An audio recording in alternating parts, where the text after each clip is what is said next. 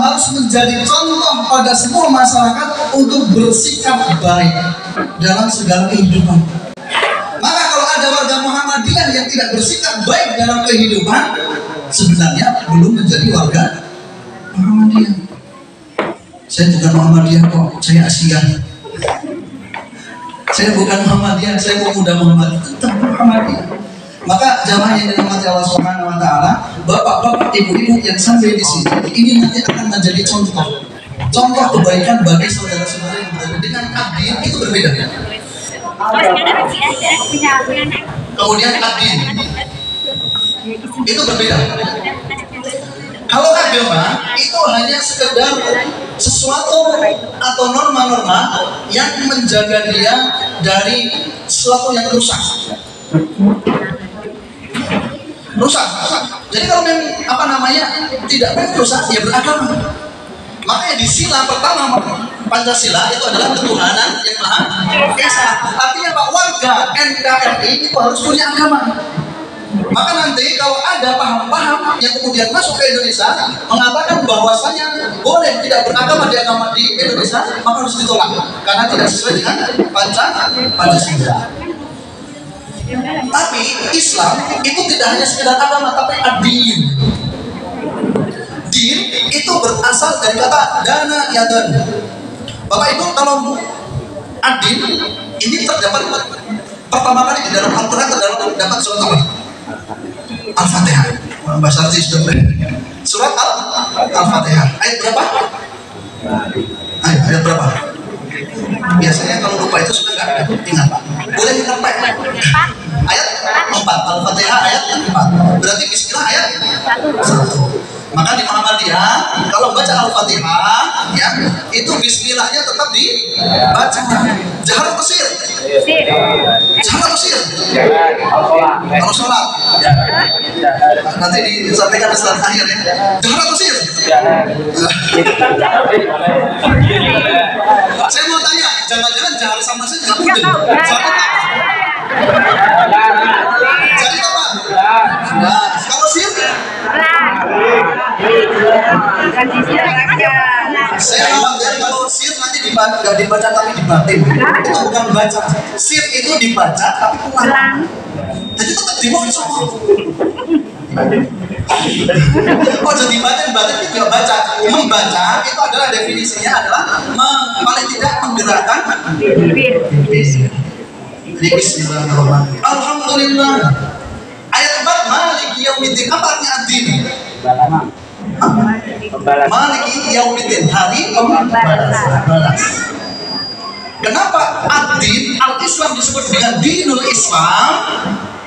Ya, karena dengan kita beragama Islam, menjalankan syariat itu dengan benar sesuai dengan tuntunan agama Islam, maka akan mendapatkan balasan. Balasan apa? Pak? Jadi Bapak Ibu, kalau hidup selama 24 jam ini diatur oleh syariat dinul Islam, maka semua kehidupannya itu akan dapat balasan. Balasannya apa? Pak?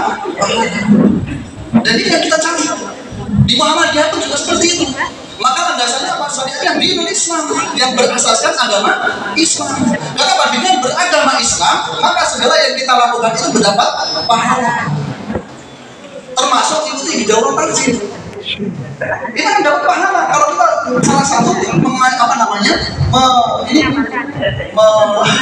melakukan atau mengimplementasikan daripada syariat agama Islam. Cuman yang jarang dilakukan oleh Muhammadiyah, ini yang saya sampaikan ya, mudah-mudahan ini menjadi titik berat. Di dalam syariat Islam, ketika bercampur antara ikhwan dan akhwat seperti ini, baiknya ada satu atau tidak? Harus ada. Kenapa di Muhammadiyah jarang? Padahal di HPT ada. HPT jilid 1 yang warna hijau. Itu di putusan tarjih, kalau misalkan berikhtilat antara ikhwan dan akhwat, itu lebih baik pakai satir. Tutup. Ini ada tak? Tapi satirnya transparan. Oh, ini ada tak? Semuanya sudah disatiri hatinya. Semua pokoknya. Tadi kadang gitu kan ada aja kayaknya. Ini sudah ada satir-satirnya dalam hati masing-masing. Insya Allah nggak akan salah lihat. Ya, pertama, kedua, ketiga. Nanti kalau sudah siap ya bisa salah. Moral ya, karena itu dari bujuni. Berarti besok kalau pas dapat tarjih itu sama istrinya.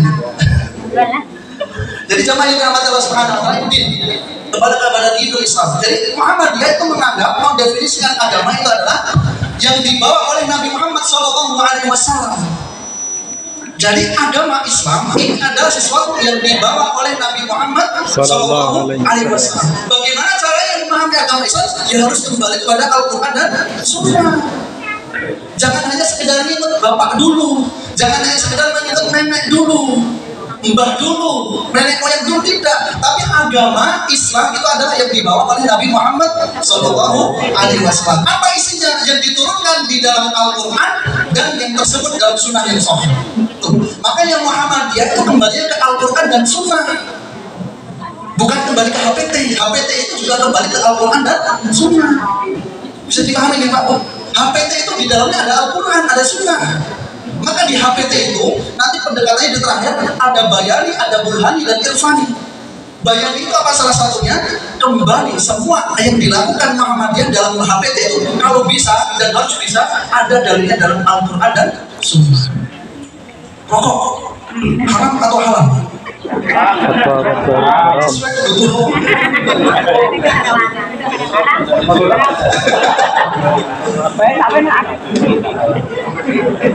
Ada yang di Muhammadiyah masih rokok?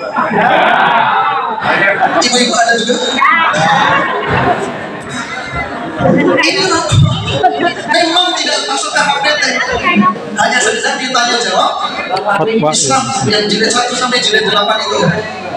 Tapi di Muhammadiyah kemudian dilakukan tarjihnya gimana? Tarjihnya didatangkan dulu dari ahli-ahli kesehatan, ahli perrokokan, kemudian diberikan kesempatan untuk menyampaikan argumennya dan sebagainya. Kemudian dilihat dari agama, dilihat dari Al-Quran.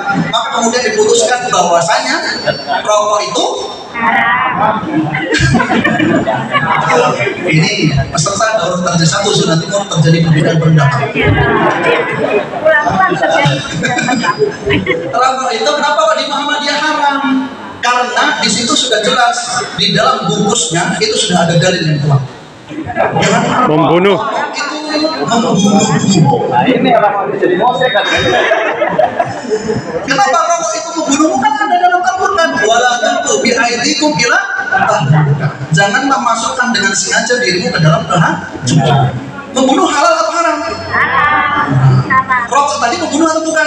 Membunuh.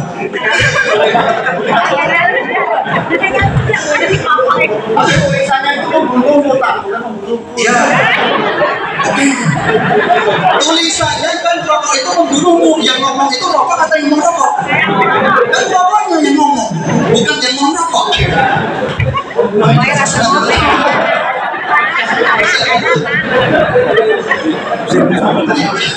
Kadang kita naik paham ini seperti ini. Makanya saya sampaikan HPT, fatwa tarjih, tafsir itu adalah produk yang secara intelektual dapat dipertanggungjawabkan.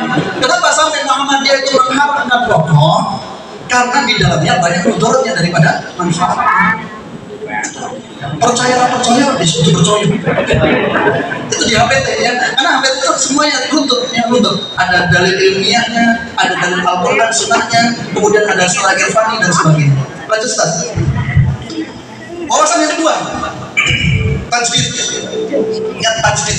Tajdid itu berasal dari kata jaddada yujaddidu, tajdid. At-tajdid, mudah-mudahan kelihatan. Maka di Bumi Nabung itu ada Ustaz Mujaddid. Masjid ada nggak? Saya ingat ketika di sana ada Ustaz Jadid, Mujaddid ya. Tajdid itu pembaharuan. Maksudnya apa? Pembaharuan di dalam Muhammadiyah itu ada dua. Ini yang kadang salah paham. Muhammadiyah itu tajdid berarti Muhammadiyah itu agama baru, bukan. Kalau dalam dua ini satu. Kalau dalam ranah akidah dan ibadah, khususnya ibadah ma'udhah yang harus sesuai dengan tuntunan Nabi, tajdid di Muhammadiyah itu adalah purifikasi, pemurnian. Nanti makanya di dalam akidah Muhammadiyah keras dengan tahayul, dengan khurafat. Enggak pokoknya tahayul keluarkan. Khurafat harus pergi dari paham agama Islam yang dipahami oleh Muhammadiyah. Karena tajdid kemurnian. Kembali lagi kepada Al-Quran dan Sunnah sesuai apa yang diajarkan oleh Nabi Muhammad SAW. Maka di Muhammadiyah nggak ada tahlilan, Muhammadiyah nggak ada selamatan, nggak ada piton dinanan 100 sampai 1000 harian. Kenapa? Dimurnikan. Tajdid itu namanya. Dalam ibadah Muhammadiyah maka nanti akan digaji oleh Ustaz Ahyar ya, bagaimana beribadah sesuai dengan sunnah Nabi Muhammad SAW. Takbir yang benar seperti apa, sedekah yang benar seperti apa, sehingga nanti ibadah yang dilakukan Muhammadiyah itu paling tidak sudah ittiba, sudah mengikuti apa yang dicontohkan oleh Nabi Muhammad SAW. Sepakat? Nah, tajdid yang kedua itu dalam muamalah. Muamalah duniawiyah. Makanya Muhammadiyah tidak anti dengan belajar dengan kursi, tidak anti belajar dengan teknologi, tidak anti belajar tentang keilmuan. Bahkan nanti salah satu produknya tadi seperti disinggung di awal adalah waktu subuh. Nanti akan saya jelaskan di terakhir. Ini tajdid, paham ya Bu, Bapak? Jadi tajdid Muhammadiyah itu kalau dalam akidah dan ibadah mahdhah itu adalah pemurnian. Bagaimana akidahnya itu sesuai dengan Al-Quran dan Sunnah, bagaimana ibadahnya itu sesuai dengan apa yang dituntutkan oleh Nabi Muhammad SAW. Jangan-jangan kita selama ini sudah mengaku warga Muhammadiyah, ternyata ibadah mahdhahnya tidak sesuai dengan tuntunan Nabi. Maka kemudian dilakukan adanya pelatihan daurah. Yang kedua, dinamisasi, toleransi. Yang ketiga, putusan tarjih HPT itu sifatnya toleransi. Toleransi apa? Bahwa putusan tarjih tidak menganggap dirinya saja yang benar, sementara yang lain tidak benar. Jadi putusan tarjih itu memberikan toleransi. Selama ada dalil yang sama-sama kuat, Muhammadiyah mengambil ini. Kalau kamu menemukan dalil yang lebih kuat, silahkan. Kamu beribadah sesuai dengan dalil yang kamu yakini. Tapi kalau menurut Muhammadiyah seperti ini. Jadi dalam rangka upaya membentengi warga Muhammadiyah agar tadi secara akidah ibadah mahdhah sesuai dengan tuntunan Nabi SAW, sehingga ketika ada paham-paham yang lain ingin masuk ke dalam Muhammadiyah terbenteng. Kan dulu Muhammadiyah dimasuki banyak kalangan. Ada kalangan Nasakom, ada kalangan ya tadi yang disampaikan Pak Ron tadi, ada Mulu, Musa, apalagi sebenarnya sudah ada Mulu dan Musa, adanya itu Muhammadiyah. Kalau sudah dia berkomitmen di Muhammadiyah, ya Muhammadiyah. Maunya, ya harus mau. Ya, harusnya begitu. Kenapa? Muhammadiyah itu bukan agama. Muhammadiyah itu gerakan. Gerakan yang sama. Muhammadiyah sama NU, sama-sama Al-Qur'annya sama kan? 30 juz. Apa terus kemudian kalau Muhammadiyah 31 juz? Cuman cara memahami teks itu tadi, memahami Al-Quran yang berbeda dan mengambil dalilnya yang berbeda. Sekarang saya mau tanya, kenapa kok terjadi perbedaan dalil? Padahal satu persoalan sama. Coba saya fokus.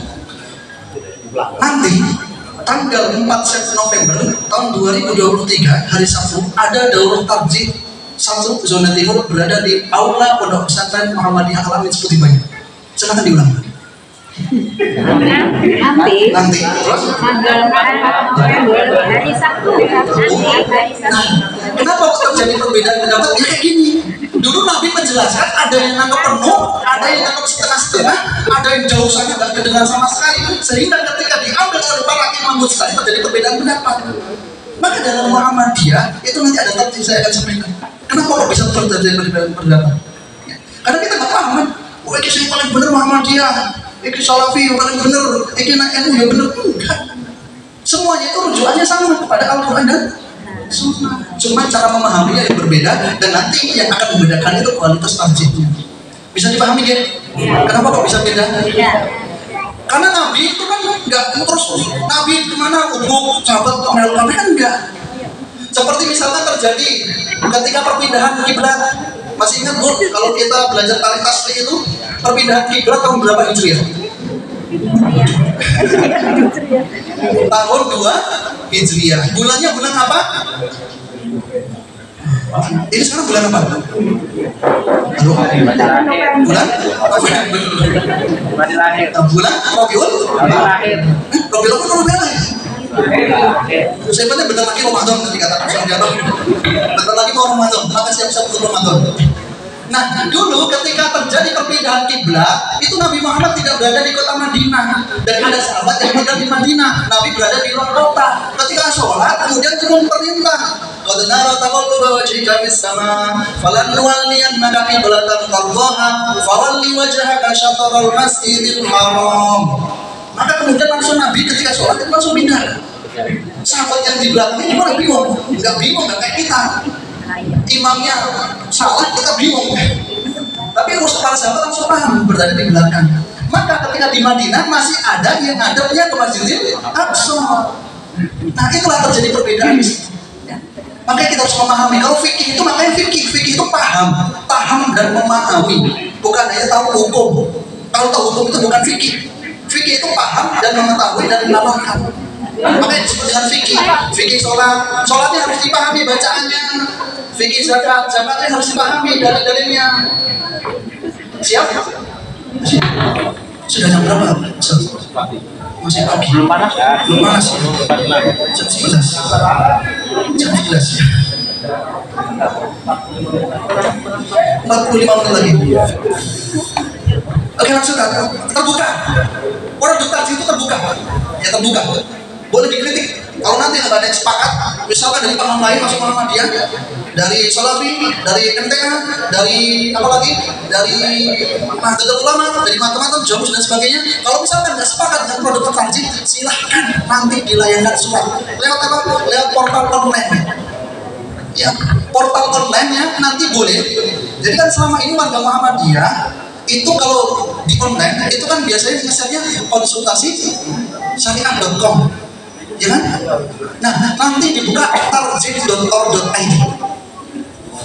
Ya, tarjih.org.id. Atau yang kedua, fatwa tarjih.org.id. Ini portal resmi dari Majelis Tarjih. Logonya ada di atas sana itu yang ketutupan di sebelah sana sendiri. Sebelah Muhammadiyah, Tarjih. Ya. Maka itu dikenalkan di banner dan nanti dikenalkan di sertifikat agar ini tarjih ini adalah fatwa tarjih Muhammadiyah. Jadi nanti dan di situ mohon maaf biasanya nanti ada kajian majelis tarjih setiap malam Kamis online. Siapa yang ngisi? Para pakar-pakar ulama di Muhammadiyah. Misalkan siapa yang dulu menjadi guru saya di Malim ada Dr. Haji Ruslan Faliari MAMAB. Beliau itu adalah ahli hadis. Ada Dr. Asep Sulahuddin, ahli fikih. Ada Dr. Insyaallah kandidat Rahmadi Wibowo, RCMA, ahli falak. Jadi jamaah yang dirahmati Allah Subhanahu wa taala nanti mulai dibuka di sini. Ada persoalan-persoalan yang sedang terjadi dan kita bisa langsung tanya. Nanti di portal itu ada salah satu kolom tanya kepada fatwa majelis tarjih. Nanti kalau sudah terkirim, nanti akan didata oleh sekretaris majelis tarjih, kemudian akan disidangkan dan kemudian paling tidak akan diterbitkan di majalah Suara Muhammadiyah. Ada yang berlangganan Suara Muhammadiyah? Sekarang sudah ada. Sejak yang waktu Pak Haji. Nanti mungkin dimulai lagi. Ya, dimulai. Nanti disepakati. Pokoknya yang ikut daurah tarjih langganan Suara Muhammadiyah. Nanti bisa diumumkan dengan pusat. Jamaah yang dirahmati Allah Subhanahu wa taala. Yang kelima, fatwa tarjih atau majelis tarjih Muhammadiyah itu tidak berafiliasi terhadap madhab. Jadi tidak madhab Syafi'i, tidak madhab Hambali. Karena apa? Di Muhammadiyah itu mengambil pendapat yang paling rajih, yang paling kuat, yang mendekati Nabi Muhammad SAW. Maka di Muhammadiyah ketika tarawih nanti di Ramadan, kenapa kok menggunakan 4-4-3 bukan 2-2-2? Nah, itu adalah salah satu argumennya adalah mendekatkan apa yang dipahami Muhammadiyah itu terhadap Nabi Muhammad SAW. Bisa dipahami deh? Bisa. Apa jawaban kita kalau iya yang bikin madhab baru? Tarjih berarti madhab baru. Ada memang ada yang nyanggah. Kira-kira jawaban kita apa? Jawaban kita bagaimana? Kalau seandainya ada warga yang lain mengatakan ini madhab Syafi'i, ini madhab Hambali, berarti Muhammadiyah itu punya madhab sendiri. Sekarang definisi madhab itu apa? Kok ngomong madhab itu adalah jalan keluar untuk memahami suatu dalil. Jadi di dalam fikih, mohon maaf ini saya jelaskan, ada manhaj, bukan manhaj Tarjih Muhammadiyah ya, beda lagi. Manhaj dan madhab. Hal ini dikenalkan oleh Syekh Sabiq. Fikih sunnah itu kan tidak bermadhab. Karena apa? Karena orang kalau bermadhab itu nanti akan, kalau sebenarnya imam-imam madhabnya tidak akan saling menjatuhkan. Tapi orang-orang yang mengikuti madhab itu lah yang nanti akan saling menjatuhkan. Kalau boleh itu sebagainya. Nah, dia dipahami Muhammadiyah itu adalah naik ke langsung ke madhabnya. Sehingga kalau menurut saya itu Muhammadiyah itu tidak bermadhab. Karena madhab itu adalah sesuatu yang sudah diambil oleh mujtahid. Mujtahidnya siapa? Imam Syafi'i. Mujtahidnya siapa? Ahmad bin Hanbal. Mujtahidnya siapa? Siapa lagi? Hanafi dan seterusnya. Nah, Muhammadiyah tadi mengatakan tidak sampai kerana istihad. Tidak kerana maksudnya bukan sekarang mustahid, tapi istihad secara kolektif.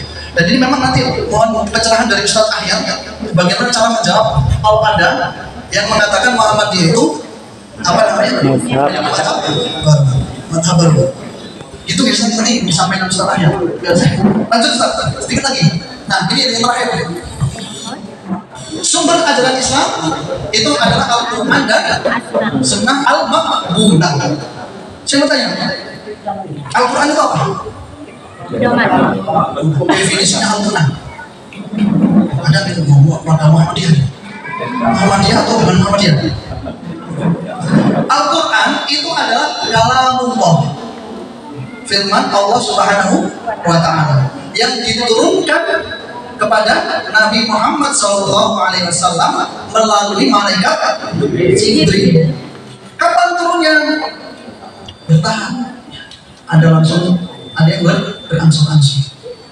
Yang tertulis dalam Al-Quran dari surat Al-Fatihah sampai surat An-Nas.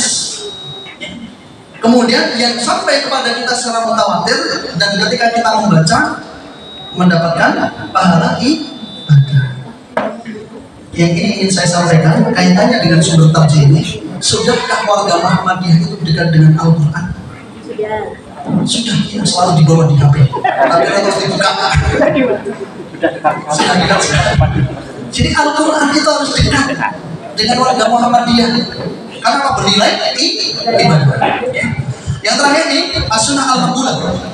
Sunnah Maqbulah itu bukan sunnah sahihah saja. Sunnah Al-Maqbulah itu ada dua. Jadi khobar atau kabar itu terbagi menjadi dua. Al-khobar atau hadis itu terbagi menjadi dua. Ada yang maqbul, ada yang mardud. Apa itu mardud? Sesuatu yang ditolak.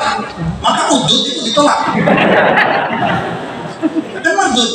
Tapi di zona satu pas tengah kemarin mengatakan maqbul kan dari kebun.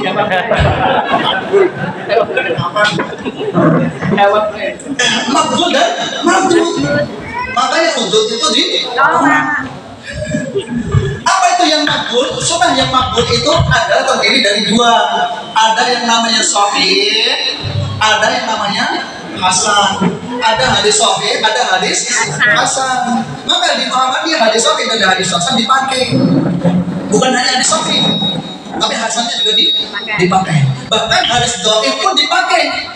Kalau ada banyak riwayat yang mendukung hadis dhaif tersebut. Dengan catatan tidak hanya satu hadis dhaif, tapi banyak hadis dhaif yang mendukung pada satu hukum tertentu. Ya. Di zaman yang dirahmati Allah Subhanahu wa Ta'ala, dari mana kita tahu hadis yang sahih? Ya, misalkan kita buka kitab namanya Sahih Al-Bukhari. Nama pengarangnya siapa Bapak Ibu? Al-Bukhari? Sahih Al-Bukhari?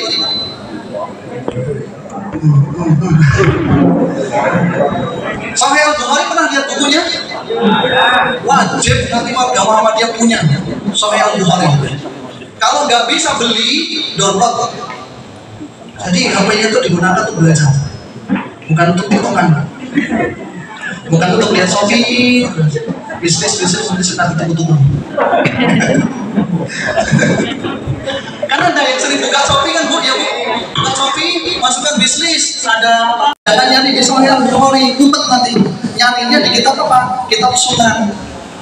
Sunan Ibnu Majah, Sunan At-Tirmidzi, Sunan An-Nasa'i dan sebagainya. Kitab Al-Bukhari itu nama kitabnya lengkapnya Al-Jami' As-Sahih Al-Mukhtasar Al-Musnad min Umuri Nabi sallallahu alaihi wasallam Sunani wa Ayyamihi.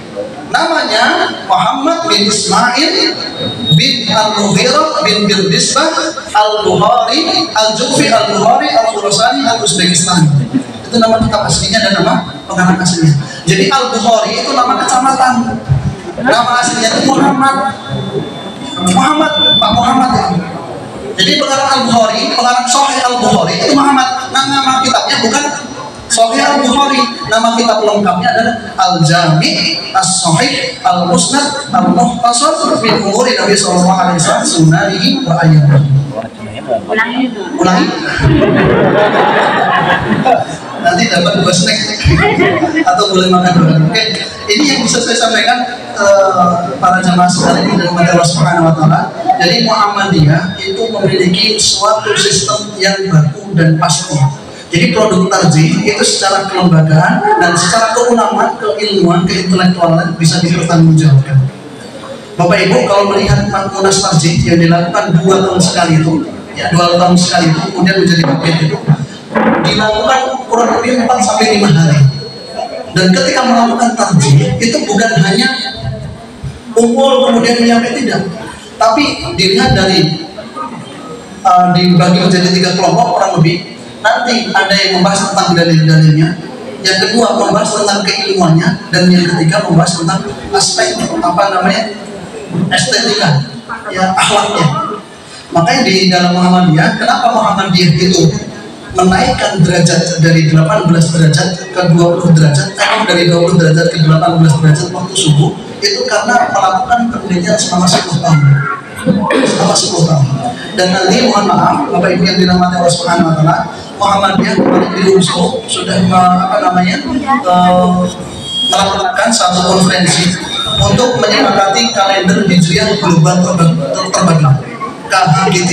Nanti informasinya bisa dilihat di tafsir.org.id. Nanti kedepannya Muhammadiyah akan meninggalkan 7 bulan karena bersepakat nanti akan menggunakan satu kalender, 1 hari, 1 dunia. Itu nanti makanya Muhammadiyah selalu berdinamis tarjih itu. Kalau itu untuk penyatuan umat, oke. Tapi kalau hanya sekedar untuk hal-hal yang bersifat debat dan sebagainya, Muhammadiyah tidak ada menyampaikan tersebut. Jadi Muhammadiyah bagaimana melihat itu secara global, secara umum Islam. Makanya Palestina kemarin Muhammadiyah menyumbang 45 dalam waktu berapa hari? 2 pekan, 14 hari. Sekarang siapa yang bisa bekerja selama 14 hari dapat uang 45 miliar? Masih sih. Terima kasih, mudah-mudahan bermanfaat apa yang kita pelajari hari ini. Saya mohon maaf jika ada kurang sopan dalam menyampaikan, bukan saya yang ilmu, tapi kami dapatkan. Dan ini dapat apresiasi Ustaz Ahyar dan Ustaz Syahrianto beberapa waktu yang lalu. Ustaz Muhammad Wibowo kemudian dia sampaikan kegiatan ini, beliau mendukung, beliau di Badan Hisab dan kebetulan Sekretaris Mahasiswa Pusat juga dulu kakak kelas Ustaz Muhammad Rafiq Mudakir Muin yang SMA PhD, beliau juga menyampaikan tentang masalah tarjih ini, beliau yang menyampaikan materinya. Jadi secara kelembagaan kita sudah terhubung sampai pusat dan diapresiasi dan diperintahkan untuk melanjutkan karena produk tarjih ini harus dibumikan sampai ke akar. Terima kasih. Aku lupa lihat. Assalamualaikum warahmatullahi wabarakatuh. Waalaikumsalam warahmatullahi wabarakatuh.